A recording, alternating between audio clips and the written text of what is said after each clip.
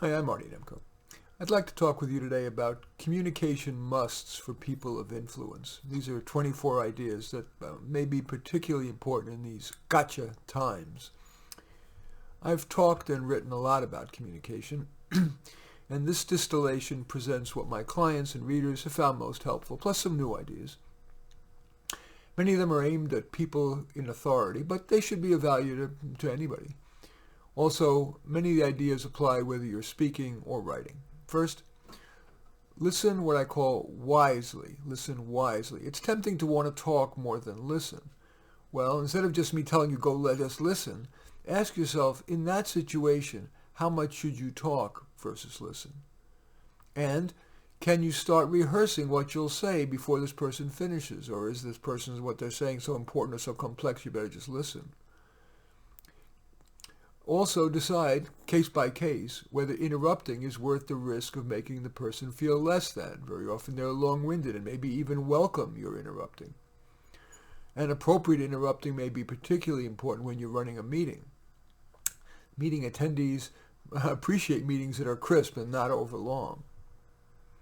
The next tip I want to offer is the power of silence. Sometimes it's wise to shut up, including waiting 1 second after a person finishes talking. That conveys that you're not just champing at the bit waiting for the person to finish. Also, in that second, the person may come up with something important to add. Also, by waiting a moment, you convey the possibility that what he or she said was important enough that you're reflecting on it before you respond.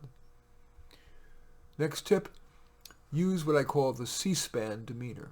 C-SPAN broadcasts congressional hearings. Well, most respected legislators and witnesses, they have a baseline where their tone is moderate and their pace of speech is moderate, even when they're talking about terrorism. That C-SPAN demeanor conveys gravitas, perspective, and that you're in control. Next, what I call the Chameleon Concept. Consistent with your ethics, adapt your communication style to match your conversation partners or your audiences, whether it's more or less intellectual, faster or slower, more serious or more playful. Validate others. For example, in one-on-one conversations, make the person feel valued. Wear a pleasant expression, maintain good eye contact. That's 50% or so when listening, 75% or so when talking. Convey that you're listening by nodding, agreeing, saying like good point, or amplifying what they're saying. And saving your disagreements for when it's really important, because it tends to stifle conversation and relationship. Couch. If expediency or ethics compels you to disagree or to say something controversial, couch it. Usually couch it. For example, I'm wondering if it might be wise to do X. What do you think? You might also say your disagreement more slowly than usual, and with your chin slightly raised. That quietly conveys conviction and confidence. Find common ground. You lubricate a relationship by looking for common ground. Maybe it's a shared hobby, a focus on family, whatever. You often can tease out that common ground with such questions as, what are you thinking about these days? And what are you looking forward to? Next, something I've talked about a ton, and people say it's maybe the most important thing that they've ever heard from me. It's called the traffic light rule. Whether in a one-on-one or in a meeting, when you're talking, for the first 30 seconds your light's green. You can talk with impunity. In the second 30 seconds it's yellow. The chance increases that the person or audience would prefer you stop. That's not so much for a public speak. It's more like, in a meeting, not a speech, but in a meeting or a one-on-one. After 1 minute, your light turns red. There's an occasional time to run a red light, like when you're telling something really compelling or that requires more than a minute. But generally, it's wise to stop for comments or questions. If you're having trouble being crisp, ask yourself why. Are you incorrectly assuming that those details that interest you also interest your listener? Are you unaware of how long you're talking? If so, have a conversation with a trusted friend and time yourself. See what the length of your average utterance is. The 30-50 rule. In a two-person conversation, usually aim to speak 30 to 50% of the time. Question well. Most people like to be asked questions, especially about things they can answer easily. J.W. Marriott said that the leader's four most important words may be, what do you think? Do ask questions, but to avoid seeming like an interrogator, reveal some of your own thoughts, maybe building on what the person said. Tell stories like a screenwriter does, with an emotionally rich beginning, middle, and end. Vladimir Nabokov coined what's now a standard screenwriting formula. Act 1, get the protagonist up a tree. Act 2, throw rocks at him or her. Act 3, get him or her down gracefully. And you might use that model in real life this way: describe a past problem, the challenges in addressing it, and the interesting solution and the benefit that resulted. Diffuse potential antagonists. If you plan to bring up an item in a talk or a meeting that someone could attack, consider talking with that person in advance. Discuss your plan, listen to any counter-argument, and try to moderate any excessive emotional reaction from the person, or maybe realize that the person's perspective is worthy.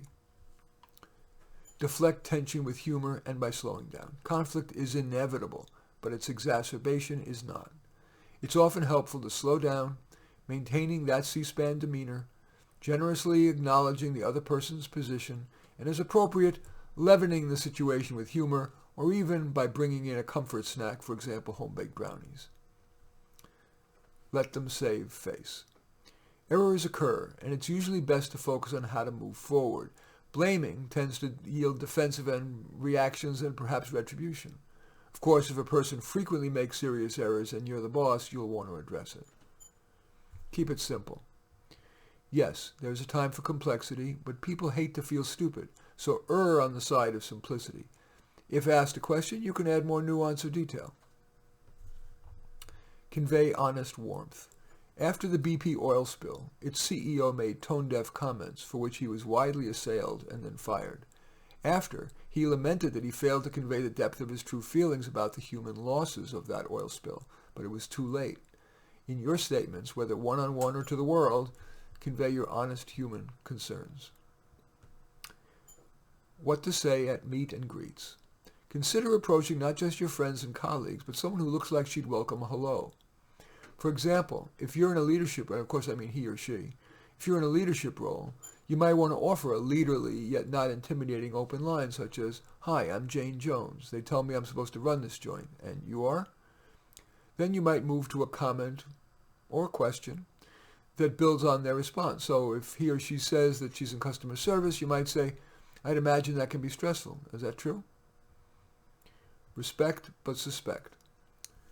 To the extent you honestly can, convey a sense of respect for people, but internally don't necessarily take what they say at face value. If you're in a position of even modest authority, chances are that at least one person is gunning for you. Don't be blinded by looks, flirtation, nor sex. Some people who have the gift of looks, charisma, or sex appeal use it to unfair advantage. Such people wield their looks, their smiles, or their sexuality to blind the recipient, even at outsized cost. To take an extreme example, spies have gotten people to sacrifice a whole nation's security merely by seducing a person. View the whole person and their overall behavior. Use influencing words and phrases. A client of mine worked for a political party's messaging think tank. Its members consisted of advertising experts, psycholinguists, and other masters of the art of influence.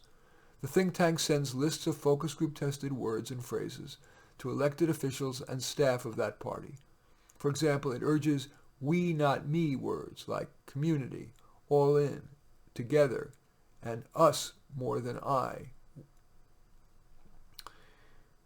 It also urges positivity, words and phrases such as hope, forward, and better, and in longer utterances, briefly acknowledging any negative, but emphasizing the positive. For example, these are challenging times, but if we do the wise things, X, Y, and Z, I'm confident that we will prevail. Acknowledge past problems, but focus on the future. Let's say you were brought in as a fixer, and workers, and perhaps even the media, are giving you a hard time about the organization's performance. Acknowledge the problem, and then move the thinking forward. For example, no question our work group has messed up, but I've been brought in to help fix it. It's inevitable I too will make mistakes, but I hope you'll work with me to ensure that we don't get off track. I want to make us all proud of what we do. Avoid appearing dishonest. For example, evading questions, giving unearned praise, or using hyperbole, Rarely is something awesome, amazing, or horrible.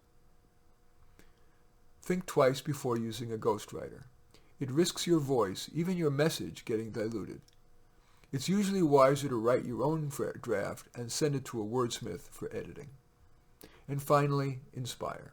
Especially if you're a boss, you're in a position to inspire. For example, remind an accounts payable clerk that his or her ensuring that people get paid on time is key to those people's lives.